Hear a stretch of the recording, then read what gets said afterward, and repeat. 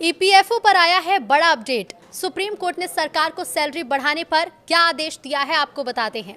नमस्कार, न्यूज 18 का digital platform आप देख रहे हैं और मैं हूं रितु सिंह। देश के कई हिस्सों में न्यूनतम वेतन इस सीमा से अधिक हो जाने के बावजूद ईपीएफ की वेतन सीमा में कोई बदलाव नहीं किया गया है। बड़ी संख्या में इससे कर्मचारियों को सामाजिक सुरक्षा और भविष्य निधि के लाभ से वंचित रखा जा रहा है।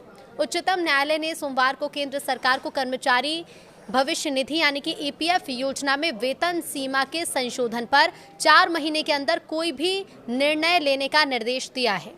इस सीमा में पिछले 11 सालों से कोई बदलाव नहीं किया गया। न्यायमूर्ति जेके माहेश्वरी और न्यायमूर्ति एएस चंदोरकर की पीठ ने यह आदेश सामाजिक कार्यकर्ता नवीन प्रकाश नौटियाल की याचिका पर सुनाया। याचिका के मुताबिक कर्मचारियों के लिए सामाजिक सुरक्षा योजनाएं संचालित करने वाला कर्मचारी भविष्य निधि संगठन इस योजना में 15,000 रुपए से ज्यादा की मासिक आय वाले कर्मचारियों को शामिल नहीं करता।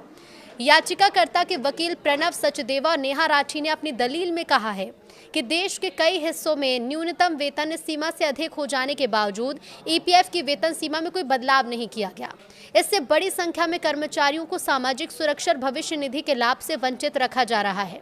शीर्ष अदालत ने याचिका का निपटान करते हुए याचिकाकर्ता को निर्देश दिए हैं कि वो 2 सप्ताह के भीतर आदेश की प्रति के साथ केंद्र सरकार के सामने प्रतिवेदन रखे।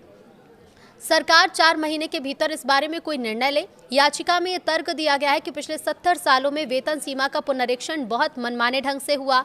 कभी कभी तो यह 13-14 साल के अंतराल के बाद हुआ। इस दौरान मुद्रास्फीति, न्यूनतम वेतन या फिर प्रति व्यक्ति आय जैसे आर्थिक संकेतक से कोई संबंध नहीं रखा गया।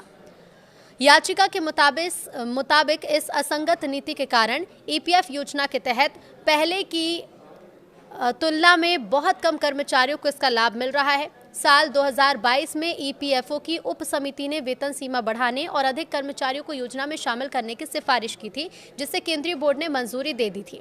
केंद्र सरकार ने अब तक इस पर निर्णय नहीं लिया। याचिका के मुताबिक पिछले 70 सालों में ईपीएफ योजना की वेतन सीमा में हुए संशोधन के विश्लेषण से ये पता चलता है कि शुरुआती 30 सालों में ये एक समावेशी ढांचे के रूप में थी, लेकिन पिछले 3 दशकों में स्पष्ट रूप से अधिक कर्मचारियों को बाहर रखने का एक जरिया बनती जा रही है।